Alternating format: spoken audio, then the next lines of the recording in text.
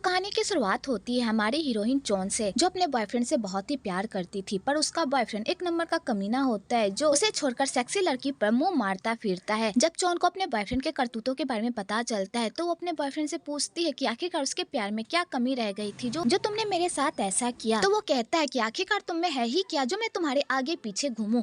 और यहाँ पर वो दोनों मिलकर चोन की बहुत ही इंसल्ट करते हैं। तो चोन ये सारा इंसल्ट बर्दाश्त नहीं कर पाती और वो सीधा पब जाती है और वहाँ जाकर खूब ड्रिंक करती है और कहती है, उन लोगों को मुझ में कुछ भी नहीं दिखता ना, आज मैं उन लोगों को दिखा दूंगी कि मैं भी सेक्सी हूँ और मैं भी लड़कों को पटा सकती हूँ। और चोन नशे की हालत में स्टेज पर जाकर पागलों की तरह डांस करती है, जिस चक्कर में वो गिरने ही वाली होती है कि तभी वहाँ पर 3 हैंडसम बंदे आकर उसे बचा लेते हैं। तो चोन जैसे ही उन तीनों हैंडसम बंदे को देखती है, उसे देखकर तो उसके दिल में कुछ कुछ होने लगता है। पहला बंदा चायुत होता है, जो हमारे हीरो का सौतेला भाई होता है। दूसरा बंदा काचा होता है, जो हमारे हीरो और चायुत का बेस्ट फ्रेंड होता है। और तीसरा बंदा हमारा मेन हीरो कासा होता है। तो चोन अपने आसपास इतने सारे हैंडसम बंदों को देखकर तो पूरी पागल हो जाती है। अगली सुबह जब चोन की नींद खुलती है और वो अपने आप को ऐसी हालत में देखती है, वो तो पूरी तरह शॉक्ड हो जाती है। और जब वो चारुत को अपने पास सोया हुआ देखती है, तो वो समझ जाती है कि कल रात उसने बहुत बड़ा कांड किया है। तो चोन चोरी छुपे वहाँ से भाग जाती है बिना किसी को पता चले। आगे चोन अपने किए पर बहुत ही पछता रही होती है, इसलिए वो प्रेगनेंसी को रोकने के लिए दवाई खा रही होती है। लेकिन तभी उसे एक कॉल आता है, जिससे उसे पता चलता है कि उसके पापा का एक्सीडेंट हो गया है। और इस न्यूज के चक्कर में चोन दवाई नहीं खा पाती। आगे चोन इस वजह से प्रेग्नेंट हो जाती है और जब इसकी प्रेगनेंसी की न्यूज उसकी फैमिली को पता चलती है, वो लोग तो ये बात सुनकर पूरी तरह सदमे में चले जाते हैं। और वो लोग चोन से पूछते हैं कि इस बच्चे का होने वाला पापा कौन है। पर चोन को खुद ही नहीं पता होता है कि उसके पेट में पल रहा बच्चे का बाप कौन है। आगे वो लोग चोन का एबॉर्शन करवाने के लिए जाते हैं, पर चोन अपना एबॉर्शन नहीं कर पाती, क्योंकि जब वो बच्चे की हार्ट बीट सुनती है, तो वो चाहकर भी अपने बच्चे को नहीं मार पाती और अपने बच्चे को इस दुनिया में लाने का फैसला करती है। तो इस फैसले में उसके पापा भी उसका साथ देते हैं और कहते हैं, तुम पैसों की चिंता मत करो, बस अपना सेहत का ख्याल रखो, मैंने बहुत सारी सेविंग्स की है, इससे हम लोगों का गुजारा हो जाएगा। लेकिन जब ये बात रिन को पता चलती है, तो रिन अपने पापा और अपनी बहन पर बहुत ही गुस्सा करती है, क्योंकि वो सारे पैसे उसकी पढ़ाई के होते हैं और उसके पापा वो सारे पैसे चोन और उसके आने वाले बच्चे पर खर्च कर रहे होते हैं। जिस वजह से रिन बहुत ही गुस्से में आ जाती है और कहती है, याद रखना चोम, तुमने और तुम्हारे होने वाले बच्चे ने मेरी पूरी लाइफ बर्बाद कर दी है और ये बात मैं कभी भी नहीं भूलूंगी। आगे चोम एक प्यारे से बेटे को जन्म देती है और अपने बेटे से वादा करती है कि वो अपने बेटे को माँ बाप दोनों का प्यार देगी और अपने बेटे को किसी भी चीज की कमी होने नहीं देगी। और इसी तरह कुछ साल बीत जाते हैं। चोम एक कंपनी में काम करती है और वो पूरी मेहनत करती है ताकि वो अपने बेटे को एक अच्छी लाइफ दे सके। और चोम अपने बेटे की परवरिश में कोई भी कमी नहीं रखती। पर चोम चाहे कितनी भी कोशिश कर ले, पर वो अपने बेटे के दिल से पापा की कमी को नहीं हटा पाती। और उसे अपने बेटे की आंखों में दिखता है कि वो अपने पापा को कितना मिस करता है, पर वो अपनी मॉम के सामने जाहिर नहीं करता।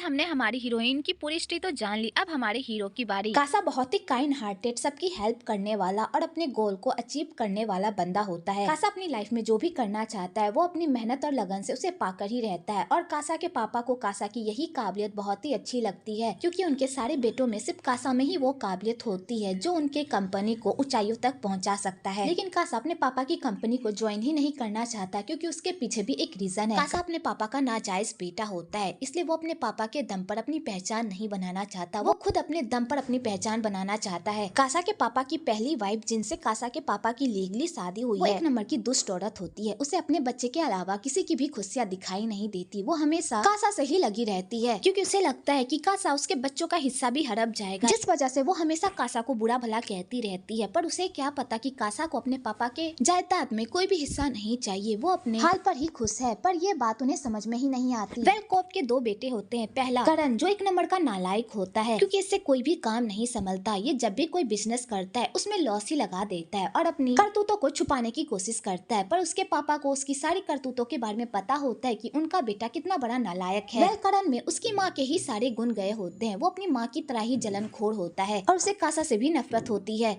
कोप का छोटा बेटा चायुत, जो दिल का बहुत ही अच्छा होता है और काइंड हार्टेड भी होता है, वो अपनी माँ की तरह बिल्कुल भी नहीं होता। वो कासा से बहुत ही प्यार करता है और इन दोनों भाई में बहुत ही प्यार रहता है। पर इन दोनों के बीच भी एक प्रॉब्लम होती है, और वो प्रॉब्लम एक लड़की होती है जिसका नाम मीना होता है। मीना पहले कासा की गर्लफ्रेंड हुआ करती थी और ये दोनों एक दूसरे से बहुत प्यार भी करते थे। लेकिन जब मीना को पता चला कासा एक नाजायज बच्चा है, तो उसने उससे रिश्ता तोड़ करके उसके बड़े भाई चारुत को अपने प्यार के जाल में फंसा लिया, क्योंकि चारुत पहले से ही उससे प्यार करता था। और जब ये बात कासा को पता चली थी, तो उसने अपने भाई के लिए अपने प्यार को कुर्बान कर दिया था, क्योंकि वो ऐसी लड़की से प्यार नहीं करना चाहता और ना ही उसके साथ रिश्ता रखना चाहता है जो लड़की सिर्फ अपने फायदे के लिए रिश्ता अदला बदली करती हो। कासा के पापा की दूसरी वाइफ जिसे मिस्ट्रेस कहा जाता है वो कासा की मॉम होती है। कासा की मॉम हमेशा चाहती है कि उसका बेटा अपने पापा के बिजनेस में उनका हाथ बटाए, क्योंकि उसका भी उतना ही हक है जितना करण और चायुत का है। पर कासा अपने पापा के साथ काम करना ही नहीं चाहता, क्योंकि वो अपने दम पर अपनी पहचान बनाना चाहता है और वो जहाँ पर काम कर रहा है वो अपने काम से बहुत ही खुश है। तो कासा के पापा भी कासा को मनाने की कोशिश करते हैं कि वो उस कंपनी का काम छोड़कर अपनी कंपनी में काम करे, पर कासा अपने पापा की भी बात नहीं मानता और वहाँ से चला जाता है। दूसरी तरफ चॉन अपने प्रोडक्ट का शूट कर रही होती है, तो वहाँ जो एक बंदा होता है जो उसके साथ शूट कर रहा होता है वो उसके साथ मिसबिहेव करने की कोशिश करता है और उसे छूने की भी कोशिश कर रहा होता है कि तभी वहाँ पर उस बंदे की वाइफ आ जाती है और उसे ये गलतफहमी हो जाती है कि चॉन उसके पति के साथ गुलछर्रे उड़ा रही है, जिस वजह से वो औरत चॉन को खूब मारती है और उसे बहुत बेइज्जत भी करती है। लेकिन जब बाद में सारे स्टाफ उसे समझाते हैं कि इन दोनों के बीच ऐसा वैसा कुछ भी नहीं चल रहा है, बल्कि ये दोनों शूट कर रहे हैं, तो वो औरत शांत हो जाती है और इस बात को यहीं पर रफा दफा करके वहाँ से चली जाती है। आगे चॉन को लेट हो रहा होता है क्योंकि उसका बेटा स्कूल में उसका इंतजार कर रहा होता है, तो वो जल्दी से एक मोटरसाइकिल बुक करती है ताकि वो जल्दी से स्कूल जा सके। और वो मोटरसाइकिल वाला बंदा कोई और नहीं बल्कि हमारा हीरो कासा होता है। और यहीं पर इन दोनों की दूसरी मुलाकात होती है, पर दोनों को कुछ भी याद नहीं रहता। आगे जब कासा चॉन की ऐसी हालत देखता है वो तो पूरी तरह शॉक्ड हो जाता है और कहता है तुम क्या किसी कचरे के डब्बे से नहाकर आई हो जो तुम्हारी हालत ऐसी हो गई है। तो चॉन कहती है तुम्हारा इससे कोई लेना देना नहीं है, जल्दी से मुझे मेरी डेस्टिनेशन पर पहुंचाओ। आगे कासा बहुत ही स्पीडली बाइक चलाता है और उसे उसकी स्कूल छोड़ देता है। तो चॉन जैसे ही बाइक से उतरती है तो उसका दिमाग पूरी तरह हिल जाता है और इस बात पर वो कासा से खूब लड़ाई करती है कि तुम्हें किसने कहा था गाड़ी स्पीड चलाने को, अगर कुछ हो जाता तो कासा कहता है तुमने ही तो कहा था कि तुम्हें देर हो रही है। और इसी बात को लेकर दोनों में बहस हो जाती है और दोनों की क्यूट सी फाइटिंग भी हो जाती है। आगे चॉन अपने बेटे के स्कूल जाती है जहाँ पर फादर्स डे मनाया जाता है, पर लुका का तो कोई पापा ही नहीं होता, इसलिए वो अपनी मॉम को ही प्रणाम करता है और उनसे आशीर्वाद लेता है।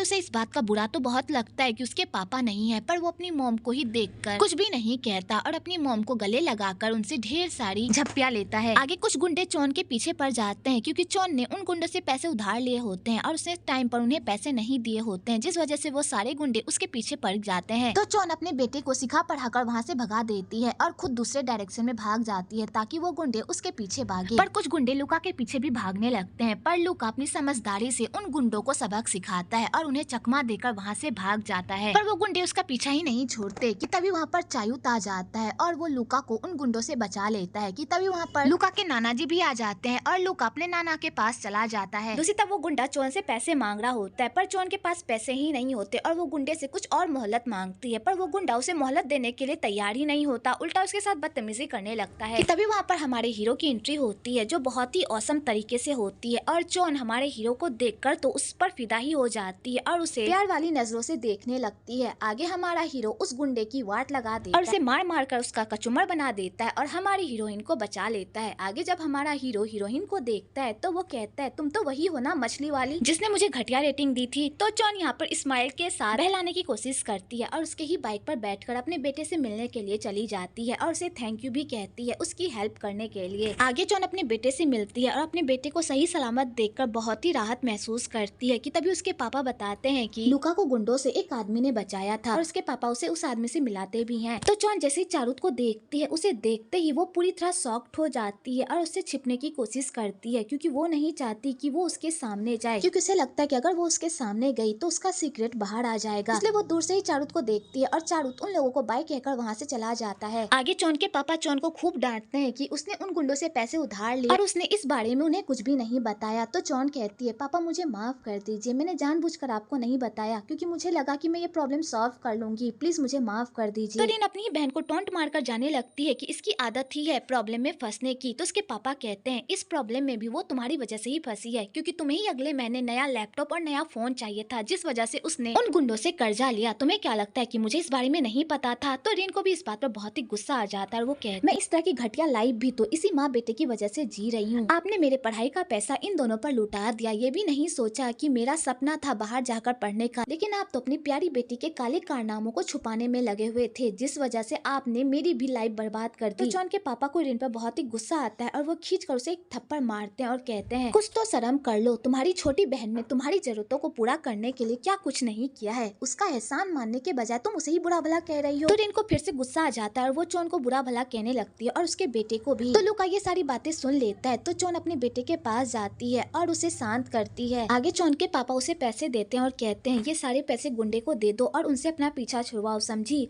और आइंदा से कोई भी हरकत मत करना, ठीक है। दूसरी तरफ कासा के पापा कासा को अपनी कंपनी में वापस लाने के लिए नए नए पैतरे आजमाने लगते हैं और उसे उसकी ही कंपनी से बाहर निकलवाने की कोशिश करते हैं। तो कासा को ये सब देखकर बिल्कुल भी अच्छा नहीं लगता। दूसरी तरफ कासा के पापा अपने बड़े बेटे करण को खूब डांट रहे होते हैं क्योंकि उसी की बेवकूफी की वजह से कंपनी का सीईओ पैसे लेकर भाग गया होता है और करण के पास इस प्रॉब्लम का कोई सोल्यूशन भी नहीं होता सिवाय कंपनी को बंद करने के अलावा। और इन सब में करण की वाइफ भी अपने पति का ही साथ देती है और उसके काले कारनामों पर पर्दा डालने की कोशिश करती है। और करण के पापा को तो अपने बेटे के कारनामों के बारे में पता ही होता है कि वो एक नंबर का कामचोर है और नालायक भी। तभी वहाँ पर करण आ जाता है और अपने पापा को कहता है कि आप ये सब करना कब बंद कीजिएगा। मैंने आपको कितनी बार कह दिया है कि मैं आपकी कंपनी में आकर काम नहीं करूंगा, इसलिए प्लीज मेरा पीछा छोड़ दीजिए। पर उसके पापा अपनी जिद से हटते ही नहीं। और यहाँ पर करण भी आग में घी डालने का काम करता है और वो कासा को नीचा दिखाने की कोशिश करता है। तो कासा को भी गुस्सा आ जाता है और उसके ईगो पर बात आ जाती है और वो अपने पापा को कहता है अगर मैं ये डूबती कंपनी को फिर से खड़ा कर दूं तो इसके बदले आप मुझे क्या देंगे। तो उसके पापा कहते हैं अगर तुमने इस डूबती कंपनी को फिर से खड़ा कर दिया तो तुम जो चाहोगे मैं तुम्हें वो सब दूंगा, लेकिन अगर तुम ये काम नहीं कर पाए तो तुम्हें वही करना होगा जो मैं कहूँगा। तो कासा कहता है ठीक है, मुझे आपकी ये डील मंजूर है और कासा ये कहकर वहाँ से चला जाता है। तो करण और उसकी वाइफ कासा की इस बेवकूफी को देखकर बहुत ही स्माइल करते हैं क्योंकि उन्हें लगता है कि कासा ने घाटे का सौदा किया है। पर कासा के पापा को अपने बेटे पर पूरा यकीन होता है कि कासा एक बार कुछ भी करने की ठान ले तो वो उसे पूरा करके ही रहता है। आगे कासा वही डूबती वाली कंपनी में जाता है और उस कंपनी में चौन भी काम करती है। तो चौन जैसे ही कासा को देखती है वो तो पूरी तरह शॉक्ड हो जाती है। आगे कासा पूरे स्टाफ की वाट लगाता है कि उन लोगों ने अपना काम सही ढंग से नहीं किया। तो इस बात पर चौन को बहुत ही गुस्सा आता है और वो कहता है हम लोगों ने अपना सारा काम बहुत ही बखूबी से किया है, इसलिए आप लोग हमारे काम पर सवाल नहीं उठा सकते। तो कासा को भी गुस्सा आ जाता है और वो सारे स्टाफ की वाट लगाता है और उन्हें खूब जहारता है और कहता है अगर आज से किसी ने भी काम में कोई भी कटौती की या काम अच्छे से नहीं किया तो मैं उसे इस कंपनी से बाहर निकाल दूंगा क्योंकि मैं इस कंपनी को फिर से खड़ा करने वाला हूँ। इन सब के बीच भी कासा और चौन के बीच नोकझोंक होती ही रहती है। आगे कासा अपनी कंपनी की इमेज को सुधारने के लिए एक सेलिब्रिटी के पास जाता है और वो सेलिब्रिटी कोई और नहीं उसका दोस्त काचा होता है। तो काचा जैसे ही चौन को देखता है तो वो उससे पूछता है कि क्या हम दोनों पहले कभी मिले हैं। तो चौन को खुद याद नहीं रहता तो वो उसे क्या बताती और वो कहती है मुझे नहीं लगता कि हम लोग कभी भी मिले हैं। आगे वो लोग बिजनेस की बात कर रहे होते हैं कि तभी वहाँ पर चायुत आ जाता है। तो कासा जैसे चायुत को देखता है वो पूरी तरह शॉक्ड हो जाता है। तो चायुत कहता है तुम मेरा फोन क्यों नहीं उठा रहे थे, क्या तुम मुझसे भी गुस्सा हो। तो कासा कहता है मैं तुमसे गुस्सा क्यों होऊंगा, मैं बस काम के सिलसिले में थोड़ा बिजी था, इसी वजह से मैं तुम्हारा फोन नहीं उठा पा रहा था। और ये दोनों आपस में बात कर ही रहे होते हैं कि तभी वहाँ पर चौन आ जाती है और वो जैसे ही चायुत को देखती है वो तो पूरी तरह शॉक्ड हो जाती है और वो उससे छिपती फिरती है और वहाँ से भाग भी जाती है ये बहाना बनाकर कि उसे कोई काम याद आ गया। दूसरी तरफ करण कासा की कंपनी को बर्बाद करने के लिए नए नए चाल चलने लगता है और वो काचा के मैनेजर से जाकर ये कह देता है कि वो काचा को कासा की कंपनी में प्रमोशन करने के लिए ना भेजे। अगले दिन कासा काचा का इंतजार करता है ताकि वो अपनी कंपनी की इमेज को सुधार सके, पर काचा सही टाइम पर नहीं आता तो कासा परेशान हो जाता है। पर उसके पास प्लान बी भी होता है और वो अपने प्लान बी पर काम करता है और सारे मीडिया के सामने ये अनाउंस कर देता है कि वो चायुत और मीना की शादी खुद ऑर्गेनाइज करेगा और सबको बता देगा कि हमारी कंपनी उतनी भी खराब नहीं है जितना वो लोग सोचते हैं। और इन सब में चायुत भी कासा की हेल्प करता है। दूसरी तरफ चौन की हालत खराब हो रही होती है चायुत को देखकर और उसे डर भी लग रहा होता है कि कहीं चायुत उसे देख ना ले, पर होने को कौन टाल सकता है। चायुत चौन को देख लेता है पर उसे उस रात की कोई भी बात याद नहीं रहती और वो दोनों एक स्ट्रेंजर की तरह एक दूसरे से मिलते हैं। तो चौन को ये सब देखकर राहत महसूस होता है। आगे उसकी दोस्त भी उससे पूछती है कि तुम चारुत से इतना छुप छुप कर क्यों रह रही थी, आखिरकार क्या बात है। तो चौन अपनी दोस्त को बता देती है कि उस रात मैंने जिस बंदे के साथ वन नाइट स्टैंड किया था वो बंदा कोई और नहीं बल्कि चारुत है। तो उसकी दोस्त ये बात सुनकर तो पूरी तरह शॉक्ड हो जाती है और वो कहती है चारुत ही लुक्का का पापा है, तुम्हें ये बात चारुत को बता देनी चाहिए। तो चौन कहती है मैं ऐसा नहीं कर सकती, वो अपनी लाइफ में बहुत खुश है और मैं अपनी लाइफ में बहुत ही खुश हूँ। मैं नहीं चाहती कि इस सच के बाहर आने से हम दोनों की लाइफ पूरी तरह बदल जाए, इससे अच्छा होगा कि ये सच कभी बाहर ही ना आए। आगे रीन अपनी बहन के पैसे चुराकर पब जाती है ताकि वहाँ जाकर एक अमीर लड़का पटा सके और उसके साथ अपनी लाइफ की शुरुआत कर सके और अपनी जरूरतों को पूरा कर सके। और वो इस काम में लग भी जाती है। दो लड़के उसकी खूबसूरती में इतने पागल हो जाते हैं कि वो उसके साथ फ्लर्ट करने लगते हैं। दूसरी तरफ रीन के पापा को रीन की टेंशन हो रही होती है और चौन को भी। तो चौन अपनी बहन को ढूंढने के लिए पब जाती है और वहाँ जाकर जब वो अपनी बहन की ऐसी हरकत देखती है वो तो पूरी तरह शॉक्ड हो जाती है और अपनी बहन को घर वापस जाने को कहती है। पर उसकी बहन घर जाने का नाम ही नहीं लेती बल्कि उन बंदों के साथ जाने लगती है कि तभी वहाँ पर उस बंदे की गर्लफ्रेंड आ जाती है और वो रीन को खूब मारती है और यहाँ पर इन लोगों में घमासान युद्ध होता है। है तो रिन मौके का फायदा उठाकर वहाँ से भाग जाती है, पर चोन बेचारी बीच में पकड़ा जाती है और वो औरत चोन के साथ बहुत ही बदतमीजी से बात करती है और उसे खूब बुरा भला कहती है और वो उसे थप्पड़ मारने ही वाली होती है कि तभी वहाँ पर हमारा हीरो कासा आ जाता है और उस औरत के हाथ को रोक लेता है और उन लोगों को मुंह तोड़ जवाब देकर चोन को वहाँ से लेकर चला जाता है। लेकिन फिर भी वो लोग चोन के बारे में बुरा भला कहने लगते हैं तो कासा को बहुत ही गुस्सा आ जाता है, जिस वजह से यहाँ पर जमकर लड़ाई होती है। आगे चोन कासा को थैंक यू कहती है और उसे थैंक यू कहकर अपनी बहन को ढूंढने के लिए चली जाती है। आगे चोन रिन के पास जाती है और कहती है अगर तुम्हें पैसे चाहिए तो तुम मुझसे मांग लो, लेकिन इस तरह लड़कों के साथ हैंग आउट करना अच्छी बात नहीं है। तो रिन को भी गुस्सा आ जाता है और वो कहती है तुमने जो पास्ट में किया था वो क्या था, मैं भी तो तुम्हारे कदमों पर ही चल रही हूँ। और यहाँ पर रिन चोन को खूब बुरा भला कहती है, उसे खींचकर थप्पड़ भी मारती है और ये सब कासा देख रहा होता है तो उसे चोन के लिए बहुत ही बुरा लगता है। आगे चोन अकेली बाहर में रो रही होती है कि तभी वहाँ पर कासा आता है और उसकी हेल्प करता है और उसे घर तक छोड़ता है। तो चोन को कासा का ऐसा बिहेवियर बहुत ही अच्छा लगता है। अगले दिन चोन के पास खाने तक के पैसे नहीं होते और बेचारी भूखी रहती है कि तभी वहाँ पर कासा आ जाता है उसे लिफ्ट देने के लिए और उसे अपने साथ ऑफिस लेकर जाता है। तो चारों तरफ मीना जब उन दोनों को एक साथ देखते हैं वो तो पूरी तरह शॉक्ड हो जाते हैं और सबसे ज्यादा तो मीना को गुस्सा आ रहा होता है। भले ही उसने कासा के साथ ब्रेकअप कर लिया होता है पर वो कासा के पास किसी भी लड़की को नहीं देख सकती। आगे वो लोग अपनी शादी की बातें कर रहे होते हैं कि वो लोग अपनी शादी किस तरीके से करना चाहते हैं कि तभी वहाँ पर चारुत की माँ भी आ जाती है कासा के काम में नुक्स निकालने के लिए और वो कासा के काम में ढेर सारी कमियां निकालती है और उसे नीचा दिखाने की भी कोशिश करती है। और इन सब के चपेट में चोम भी आ जाती है